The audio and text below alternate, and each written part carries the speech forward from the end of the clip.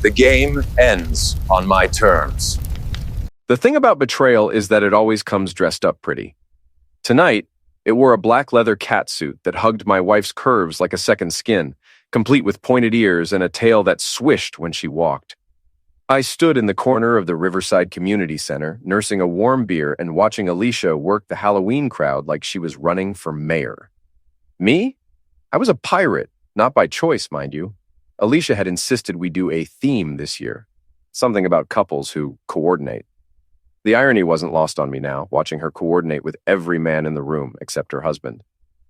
"Greg, you look like you're plotting to keel-haul someone," Richard Martinez called out, weaving through the crowd with his wife Linda trailing behind. They'd come as a vampire and his sufferer, which seemed about right for their marriage. "Just enjoying the show," I muttered, taking another swig of the flat Budweiser. The foam had died 20 minutes ago. About the same time I'd realized my wife was playing a very different game than the rest of us. That's when I saw him. Tarzan. 6'2" of oiled muscle wrapped in what could generously be called a loincloth, in October, in New England. The man was either completely insane or completely confident. Given the way Alicia's eyes tracked his every move across the dance floor, I was betting on the latter. "Who's the ape man?" I asked Richard, nodding toward the spectacle. "That's Dominic Reeves, works construction over in Millfield. Been coming around town a lot lately." Richard paused, glancing at me sideways. "Word is, he's been doing some work for folks around here." The way he said work made my jaw clench. I'd been hearing that word a lot lately, usually followed by uncomfortable silences and quick subject changes. Small towns are like that. Everyone knows your business before you do, but they'll dance around it like it's radioactive until you figure it out yourself. I watched Dominic approach the refreshment table, where Alicia stood chatting with her best friend Susie. Susie had come as a witch, which was perfect casting if you asked me. The woman had been whispering poison in my wife's ear for years, always encouraging her to reach for more and don't settle for less than you deserve. Tonight she wore a pointed black hat and carried a plastic wand, but the real magic was in how she could make people disappear from their own lives. "Alicia, you look absolutely stunning," Dominic's voice carried across the room like he was announcing it to everyone. His hand found the small of her back, lingering there while she giggled and batted her fake eyelashes. "Oh, Dominic, you're terrible," she purred. But she didn't step away. If anything, she leaned closer. "Greg, come meet Dominic. He's the one who fixed Mrs. Patterson's deck last month." I approached them with the enthusiasm of a man walking to his own execution. Up close, Dominic was even more ridiculous. His chest was wax smooth and gleaming under the community center's fluorescent lights. He smelled like expensive cologne and cheap confidence. "Greg Hunter," I extended my hand, squeezing just a little harder than necessary. "Alicia's husband." "Dominic Reeves," he replied, matching my grip. His palm was soft for a construction worker. "Alicia's told me so much about you. Funny, she hasn't mentioned you at all." The silence that followed was thick enough to cut with my plastic pirate sword. Alicia's laugh came out forced and brittle. "Greg, don't be rude. Dominic was just telling us about his new business venture. He's thinking of opening his own contracting company." "Is that so?" I kept my voice level, but inside I was cataloging every detail. The way his eyes kept drifting to my wife's cleavage, the way she unconsciously mirrored his posture, the way Susie watched the whole interaction like a scientist observing a particularly interesting experiment. "Yeah, I've got some big projects lined up. Could be very lucrative." He flashed a smile that was all teeth and no warmth. "Of course, it helps to have connections in the community. People who can put in a good word, you know?" I knew exactly what he meant. The question was whether my wife did, or if she was just enjoying the attention from someone who looked like he'd stepped off a romance novel cover. "Well, good luck with that," I said. "Competition's pretty fierce in the construction business around here. A lot of established guys who don't take kindly to newcomers moving in on their territory." Dominic's smile faltered for just a second. "I'm not worried about the competition." "You should be." I took a long pull from my beer, never breaking eye contact. Sometimes the old dogs still have some fight left in them. Before anyone could respond, the DJ announced the start of the costume contest. Alicia grabbed Dominic's arm, her fingers lingering on his bicep. "Come on, we should enter." "Don't you think we'd make a great Catwoman and Tarzan team?" My blood turned to ice water. "We came together, Alicia, as pirates and whatever you're supposed to be." "Oh, Greg, don't be such a stick in the mud." It's just for fun. She was already pulling Dominic toward the makeshift stage, her tail swishing behind her like a flag of surrender. I stood there watching my wife parade around with another man while half the town looked on. Some faces showed pity, others barely concealed amusement. Mrs. Patterson from down the street actually had the nerve to pat my shoulder sympathetically. Men like that are all flash, no substance, she whispered. Alicia will come to her senses. But I wasn't so sure. As I watched them pose for pictures, Dominic's hands roaming freely while Alicia pressed against him like they were alone in the room, I realized this wasn't just a Halloween costume. This was an audition for something bigger. Richard appeared at my elbow again. You okay, buddy? Fine, I lied. Just wondering how long it takes to get a divorce in this state. Greg, come on, it's probably nothing, just some harmless flirting. Harmless? I crushed the empty beer can in my fist. Right. That's when I heard Susie's voice cutting through the crowd noise. She was talking to Linda Martinez by the punch bowl, but her words carried like she wanted them to. I keep telling Alicia she deserves better. A woman like her, stuck with someone who's given up on life. It's tragic, really. She's still young, still beautiful.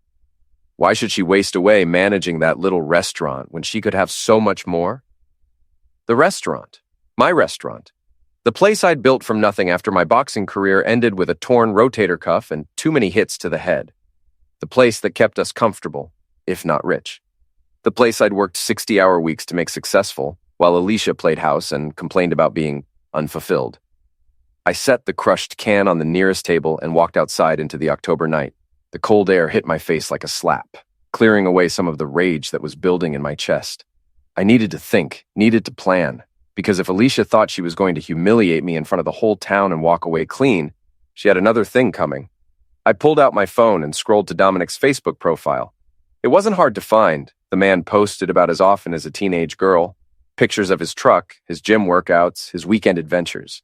And there, mixed in with the muscle selfies and motivational quotes, were comments from my wife. Lots of them, going back months. Looking good, Dominic. Wish I could join you on that hiking trip. Some people are so lucky to live life to the fullest. Each comment felt like a knife between my ribs.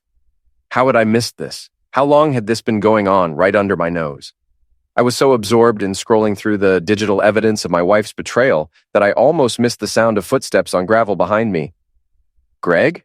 Alicia's voice was tentative, like she was approaching a wounded animal. What are you doing out here?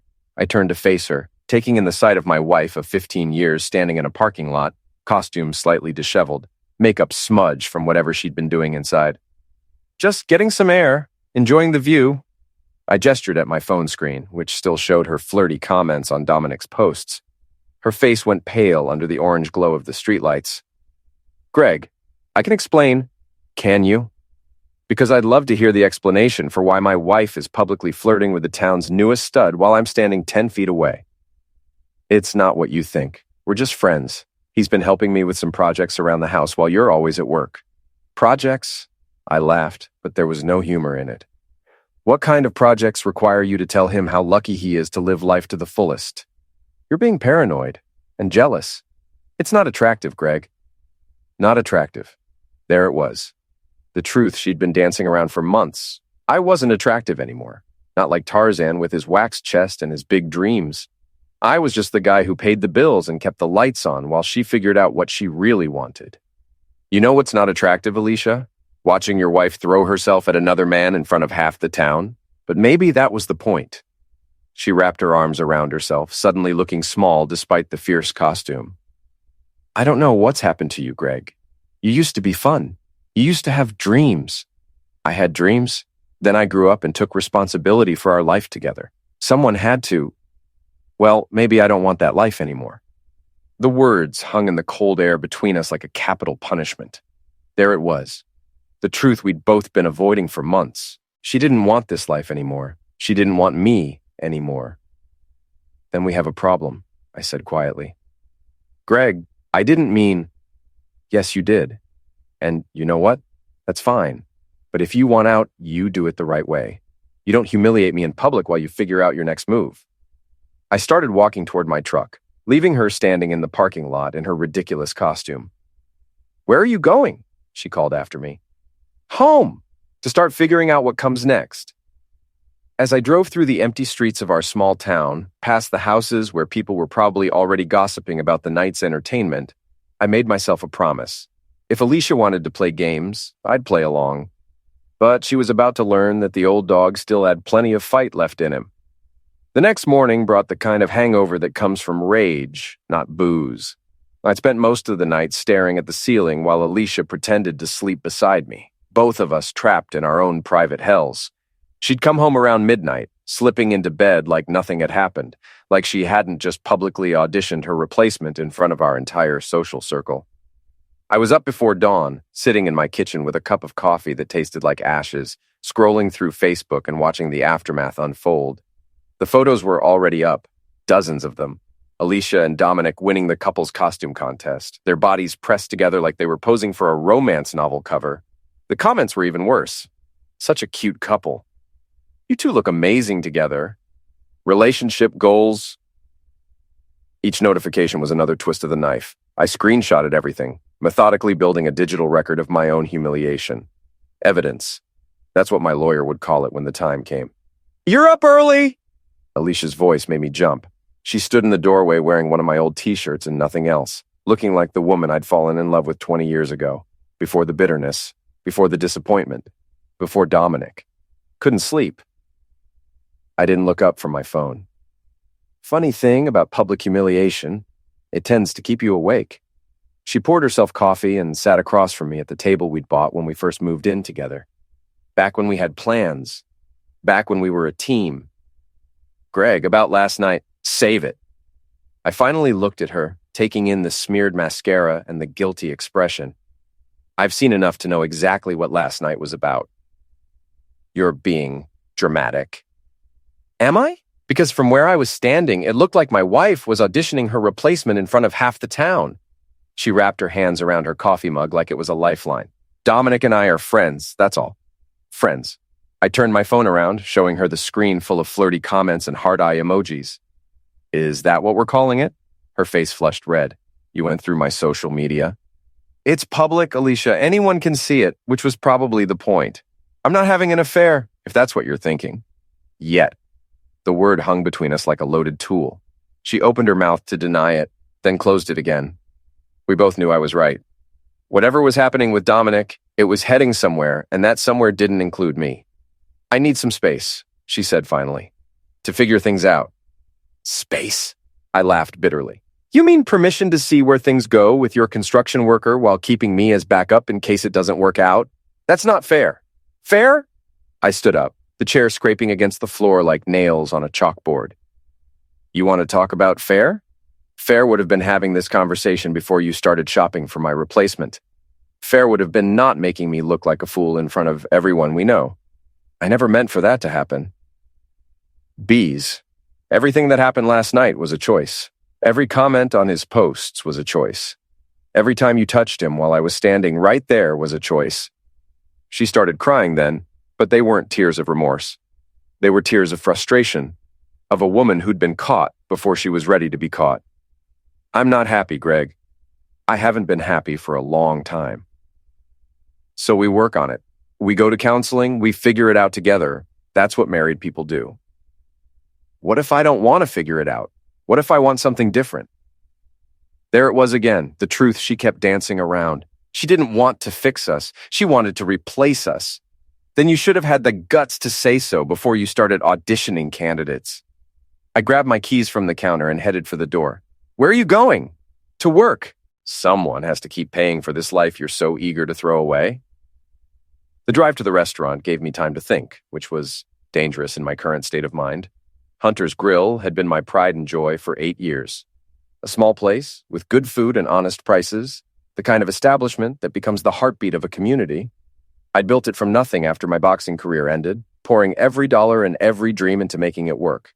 Now it felt like a prison. "Morning, boss." Tommy Kowalski, my head cook, was already prepping for the lunch rush. "You look like hell." "Feel like it too."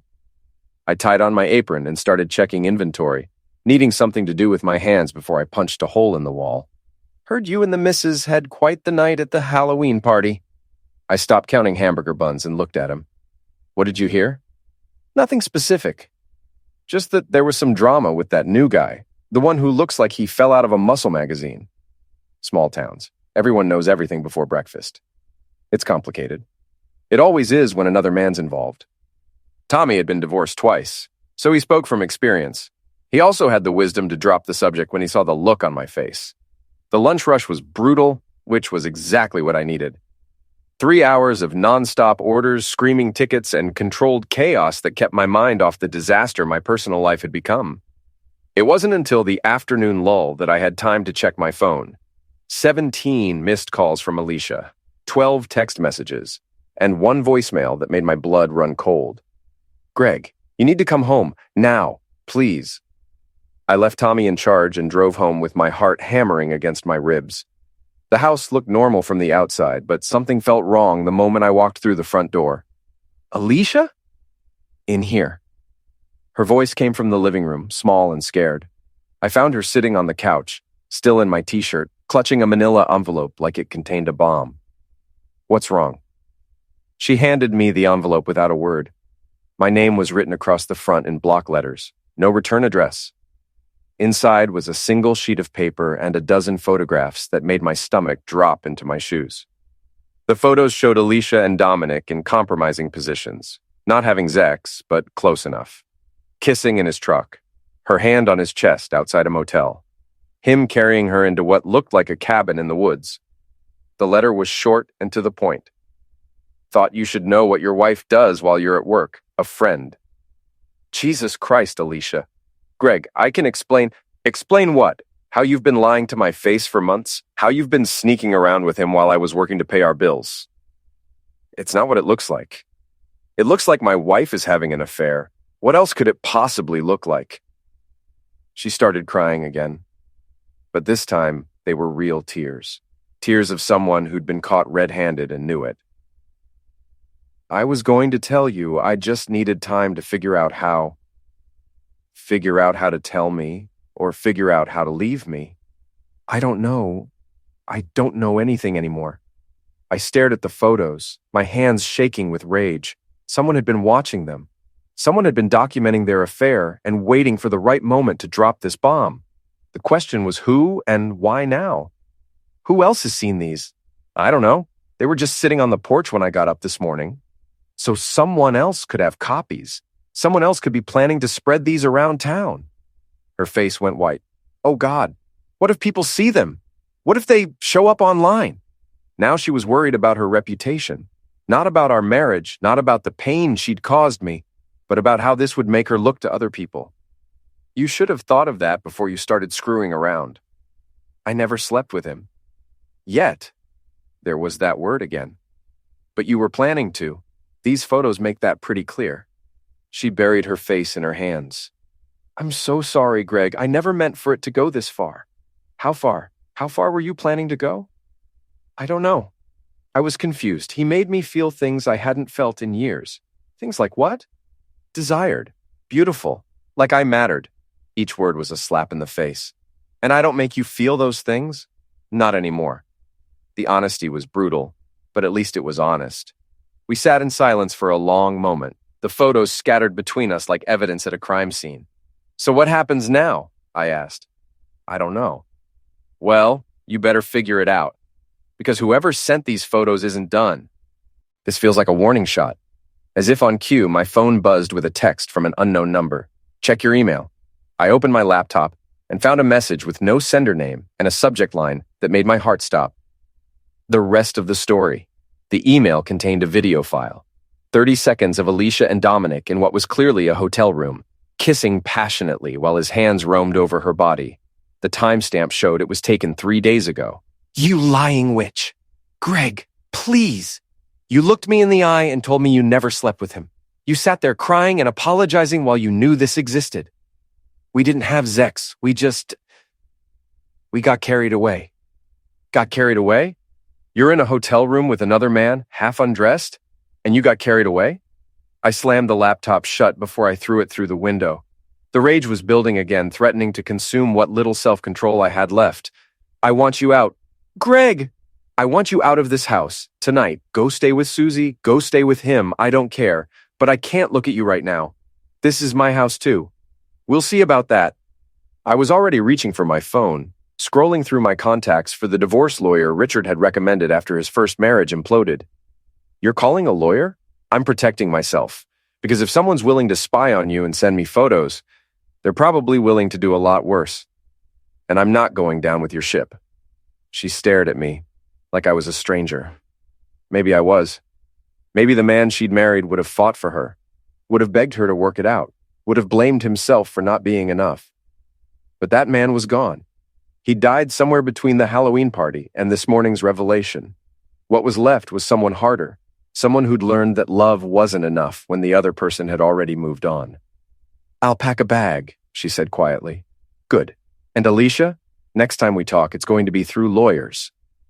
As I watched her climb the stairs to pack, I forwarded the email to my phone and saved all the photos to a secure folder. Evidence. Because I had a feeling this was just the beginning, and I was going to need every advantage I could get.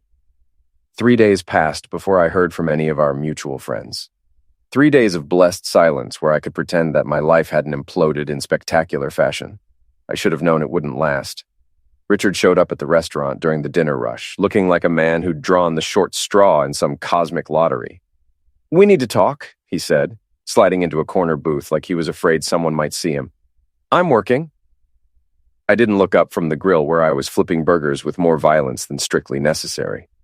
Tommy can handle it for 10 minutes. This is important. Something in his tone made me look at him properly.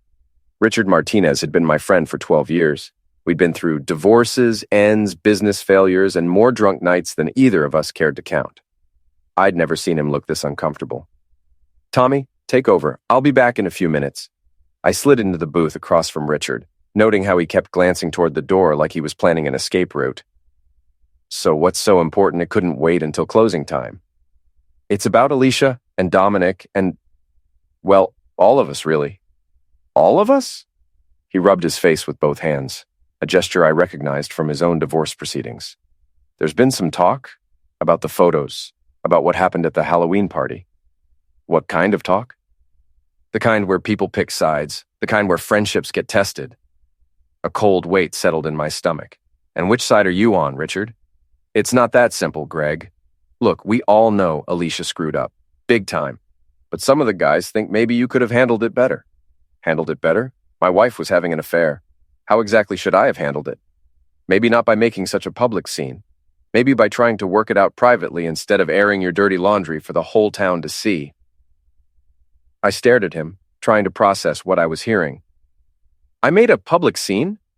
She's the one who paraded around with another man at a community event. She's the one who's been flirting with him online for months, where everyone could see it. Yeah, but you're the one who's been showing those photos to anyone who'll look. You're the one who's been bad-mouthing her all over town. I haven't shown the photos to anyone, and I haven't bad-mouthed her to anyone except you. Richard shifted uncomfortably. That's not what people are hearing. Then people are hearing wrong. Who's saying this? It doesn't matter who.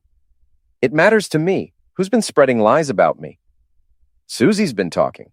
She says you've been maltreating Alicia, threatening her, trying to turn people against her. Of course. Susie Brennan, Alicia's best friend and chief enabler. The woman who'd been encouraging my wife to reach for more and don't settle for years. The woman who'd probably been planning this whole thing from the beginning. And you believe her? I don't know what to believe anymore, Greg. All I know is that this whole situation is tearing our group apart. People are choosing sides, and it's getting ugly. Our group, I laughed, but there was no humor in it. You mean the same group that watched my wife humiliate me in public and decided I was the problem? Nobody decided anything. We just think maybe everyone needs to calm down and try to work this out like adults. Adults. I leaned back in the booth, studying my oldest friend's face. Tell me something, Richard. If Linda had been the one carrying on with another man, if she'd been the one making you look like a fool in front of everyone you know, what would you have done? That's different. How is it different? Linda would never, neither would Alicia, until she did. Richard was quiet for a long moment, staring at his hands. When he finally looked up, his expression was pained. Look, Greg, I'm trying to help here, but some of the guys are saying maybe you drove her to it. Maybe if you'd been a better husband, she wouldn't have gone looking elsewhere. The words hit me like a physical blow. These were supposed to be my friends, people I'd known for years, people I'd helped through their own crises, people I'd trusted with my secrets and my pain. A better husband. Right. I should have worked longer hours to pay for the lifestyle she wanted. I should have ignored the fact that she was never satisfied with anything I did. I should have pretended not to notice when she started looking at other men like they were her salvation. That's not what I meant. That's exactly what you meant. You're saying this is my fault, that I somehow deserve to be cheated on and humiliated. I'm saying marriage is complicated, and maybe there's blame on both sides. I stood up from the booth, my hands clenched into fists at my sides. Get out. Greg, come on. Get out of my restaurant. And don't come back until you figure out who your friends really are. Richard left without another word, but I could see him through the window, sitting in his car making phone calls, probably reporting back to the group about how unreasonable I was being, how I wasn't handling this like a mature adult. The rest of the evening passed in a blur of anger and betrayal, not just from Alicia anymore, but from the people I'd thought would have my back when everything fell apart. By closing time, I'd made a decision. If they wanted to see unreasonable, I'd show them unreasonable. I drove to Murphy's Tavern, the dive bar where our group had been meeting for drinks every Friday night for the past 5 years. It was Thursday, but I had a feeling I'd find at least some of them there. I was right. Richard sat at our usual table with Mike Patterson and Dave Kowalski, Tommy's older brother. They looked up when I walked in, their expressions ranging from guilty to defensive. Greg. Mike nodded like we were casual acquaintances instead of friends who'd known each other since high school. Didn't expect to see you here tonight. I bet you didn't.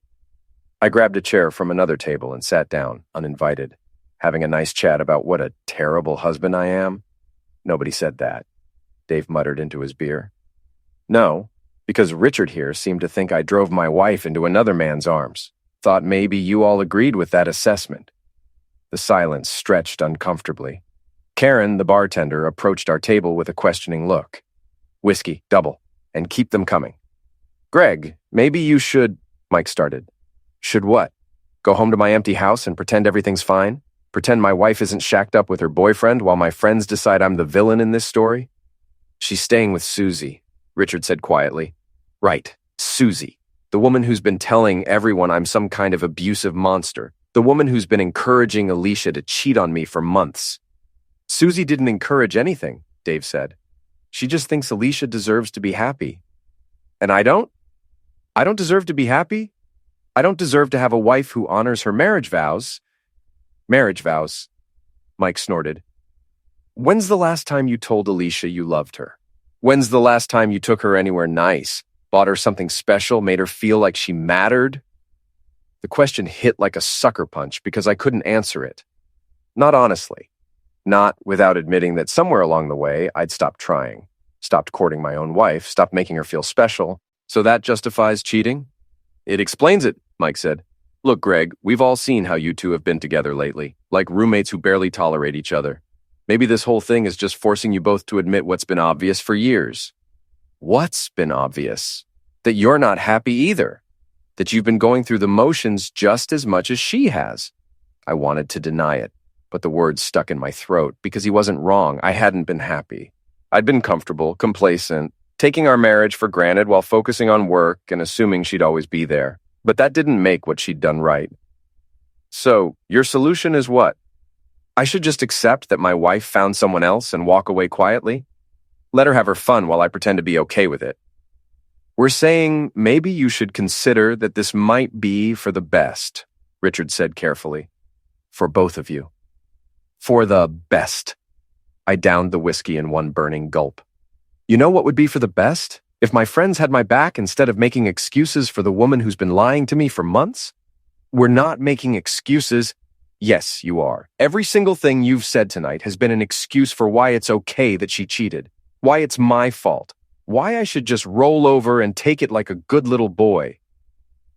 That's not what we're saying, Dave protested. Then what are you saying? Spell it out for me because I'm apparently too stupid to understand the subtle message. The three of them exchanged glances, having some kind of silent conversation I wasn't privy to. Finally, Mike leaned forward, his expression serious. We're saying that if you keep acting like this, if you keep being angry and bitter and trying to make everyone choose sides, you're going to end up alone. Alicia's moving on. Maybe you should too. Moving on with Dominic, with whoever makes her happy. And maybe you should find someone who makes you happy too. I signaled Karen for another whiskey, my mind racing. They'd already written off my marriage. They'd already decided that Alicia's happiness was more important than our vows, our history, our commitment to each other. What if I don't want to move on? What if I want to fight for my marriage? Then you fight for it with her, not against her, Richard said. You don't try to turn the whole town against her.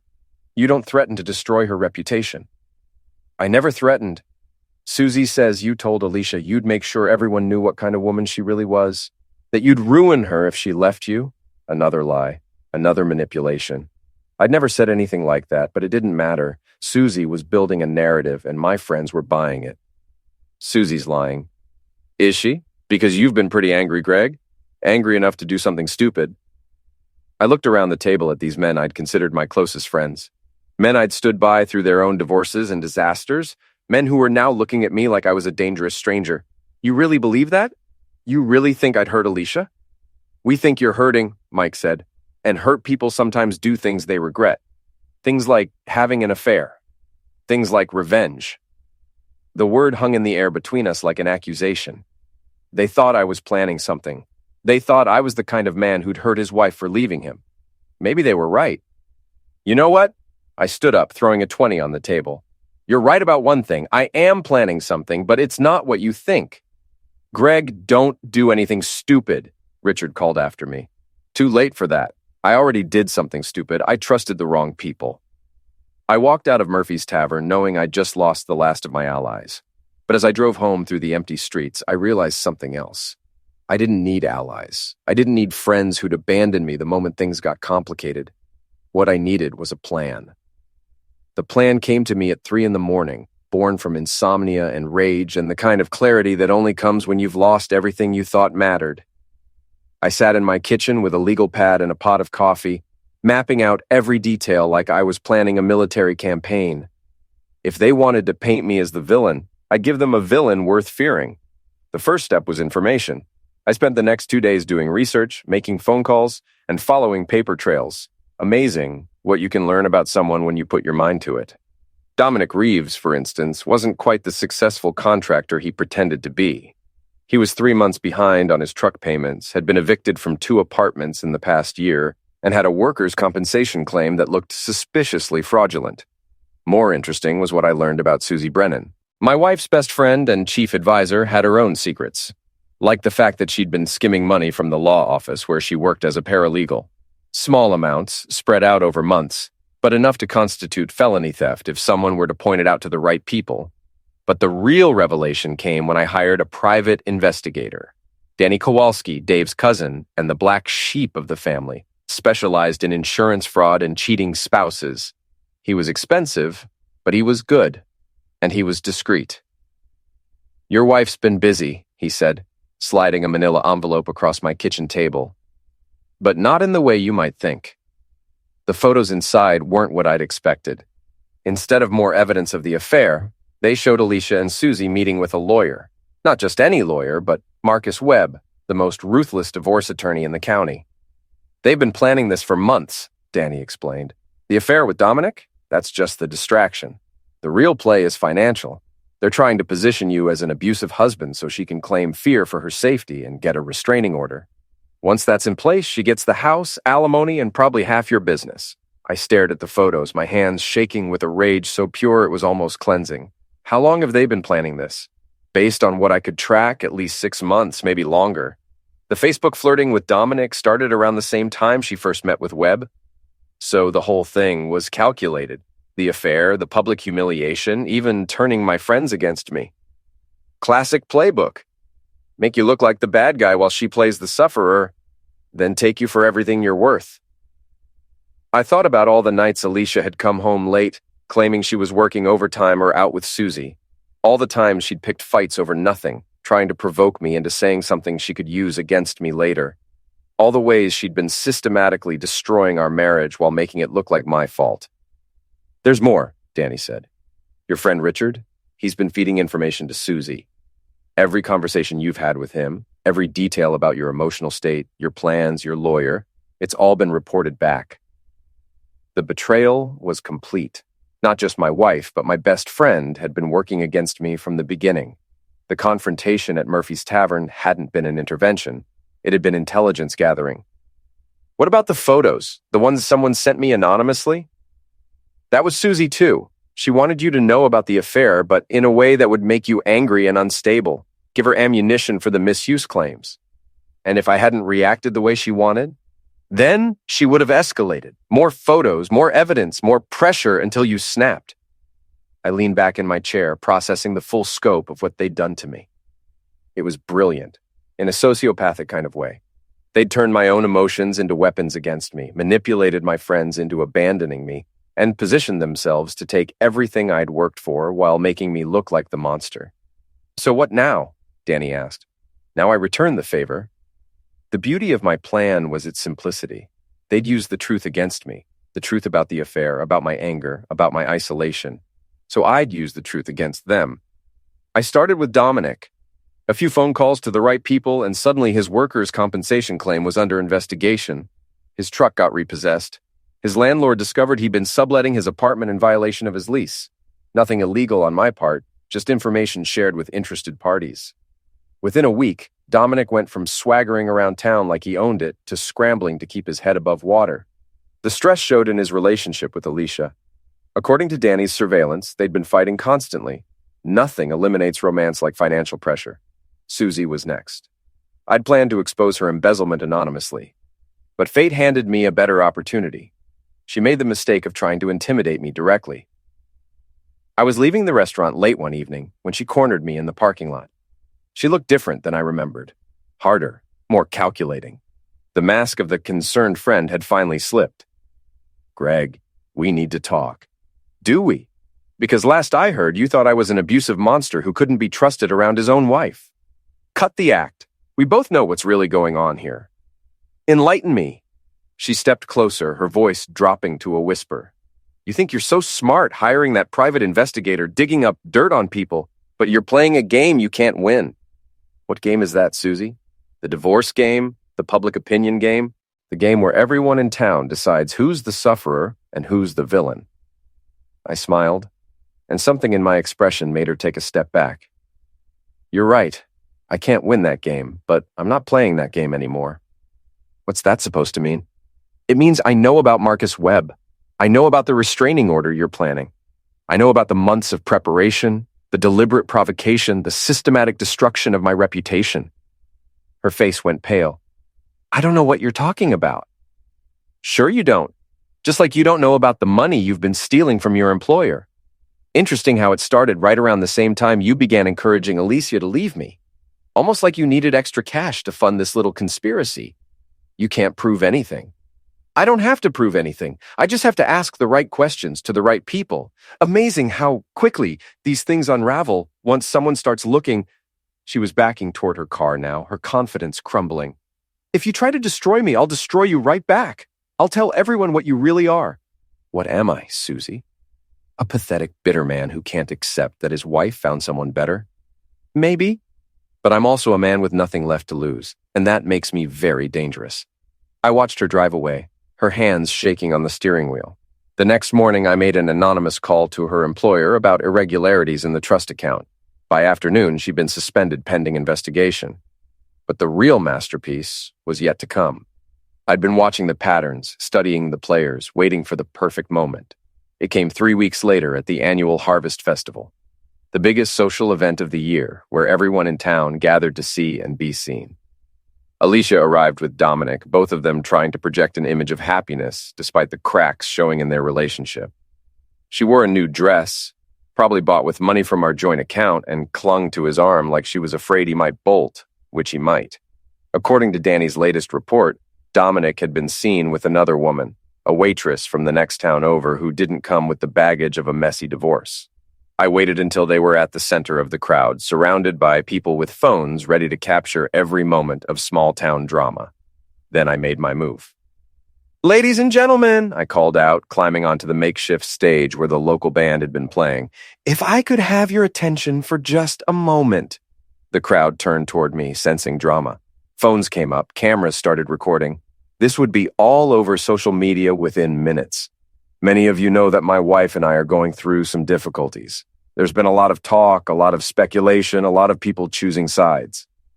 I could see Alicia in the crowd, her face white with panic. Dominic looked like he wanted to run.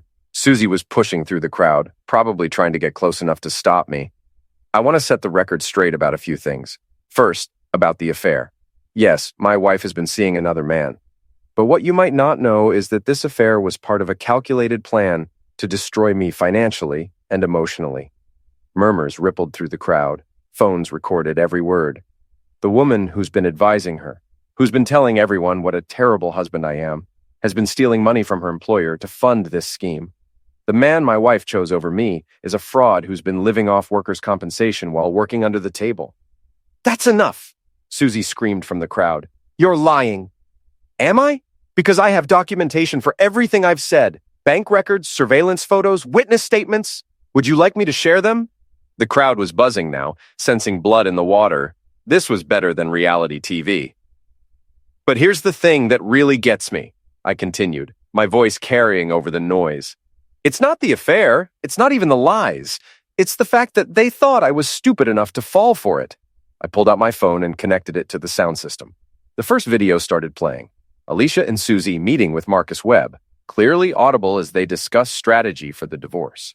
They thought they could manipulate me, control me, take everything I'd worked for while making me look like the bad guy. They turned my friends against me, isolated me, tried to make me so angry I'd do something stupid that would justify their actions. The second video showed Susie at her office, clearly transferring money from client accounts to her personal account. But the joke's on them, because while they were playing games, I was gathering evidence. While they were spreading lies, I was documenting the truth. While they were destroying my reputation, I was preparing to destroy theirs. The final video was the masterpiece Dominic with his side piece, clearly not the devoted lover he pretended to be with Alicia. So, here's what's going to happen, I said, my voice cutting through the stunned silence. Susie Brennan is going to prison for embezzlement.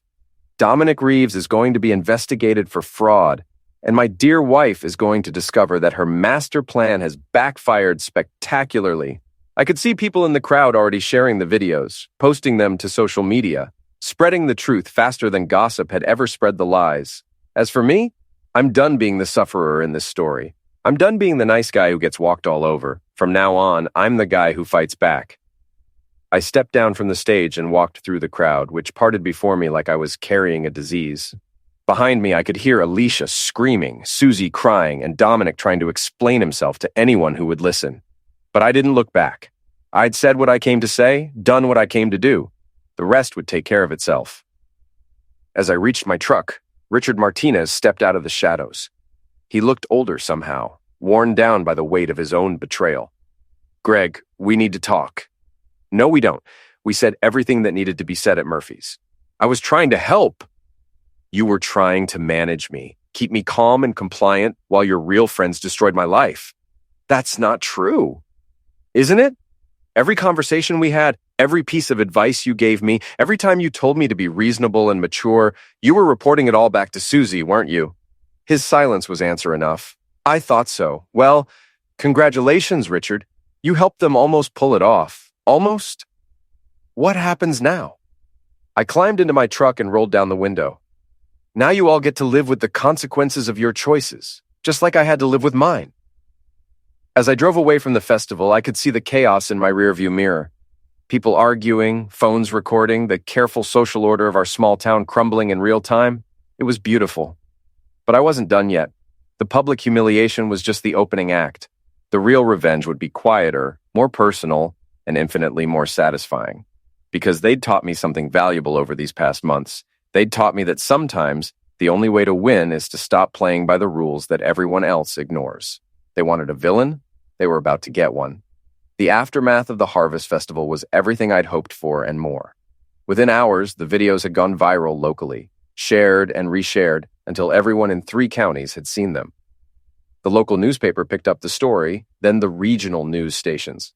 By the end of the week, we were a cautionary tale about small-town drama in the age of social media. Susie was arrested on embezzlement charges. The investigation I'd triggered had uncovered more theft than even I'd suspected, nearly $50,000 over 2 years. She'd been funding not just Alicia's legal fees, but a lifestyle she couldn't afford on a paralegal's salary. Her husband filed for divorce before she even made bail. Dominic's workers' compensation fraud investigation resulted in criminal charges and a demand that he repay nearly $20,000 in fraudulent claims. His construction business, such as it was, collapsed overnight. The waitress from the next town over disappeared as soon as his legal troubles became public knowledge. But the real satisfaction came from watching Alicia's carefully constructed world crumble around her. She'd moved back into our house after Susie's arrest, partly because she had nowhere else to go, partly because her lawyer advised her that abandoning the marital home would hurt her in the divorce proceedings. We lived like hostile strangers, communicating only through lawyers and the occasional terse note left on the kitchen counter. The town had turned against her completely. The same people who'd been whispering about what a terrible husband I was now crossed the street to avoid her. The law office, where she'd worked as a clerk, let her go, citing the scandal and its impact on their reputation. Her social media accounts, once filled with supportive comments and heart emojis, became ghost towns. But I wasn't satisfied with social exile. I wanted something more personal, more devastating. I wanted her to understand exactly what she'd lost when she decided to throw away 20 years of marriage for a man who couldn't even afford his own truck payments. The opportunity came when I discovered she was planning to move to the city, start over somewhere she wasn't known as the woman who'd tried to destroy her husband's life. She'd been secretly apartment hunting, using what was left of our joint savings to put down deposits and application fees. That's when I played my final card. I'd been holding on to one piece of information, waiting for the right moment to use it. During his investigation, Danny had uncovered something interesting about the timeline of Alicia's affair. The hotel receipts, the phone records, the credit card statements, they all pointed to one inescapable conclusion. The affair had started before she claimed it did, months before, which meant that when she'd been crying about how sorry she was, when she'd sworn they'd never actually slept together, when she'd begged me to believe it was just emotional infidelity, she'd been lying. More importantly, it meant she'd been lying to her lawyer too. The entire legal strategy had been built on the premise that the physical affair was recent, a mistake born of marital problems. If Marcus Webb knew the truth, that she'd been conducting a full-blown affair for over a year while pretending to work on our marriage, her chances of getting favorable terms in the divorce would evaporate. I waited until she was at her most vulnerable. She'd just received another rejection from a potential employer, the fourth one, that week. The scandal had made her effectively unemployable in our area, and the city jobs were proving harder to get than she'd expected. She was sitting at the kitchen table with her laptop, probably looking at apartments she couldn't afford, when I placed the folder in front of her. "What's this?" she asked without looking up. "Your timeline. The real one." She opened the folder and went pale as she saw the evidence laid out in chronological order. Hotel receipts dating back 14 months, phone records showing hundreds of calls and texts, credit card statements for romantic dinners and weekend getaways. "Where did you get these?" "Does it matter? What matters is that they prove you've been lying. To me, to your lawyer, to everyone." Her hands were shaking as she flipped through the pages. "Greg, I can explain. Can you? Because this shows that you were sleeping with Dominic while you were still telling me you loved me, while you were going to marriage counseling with me, while you were planning our anniversary dinner.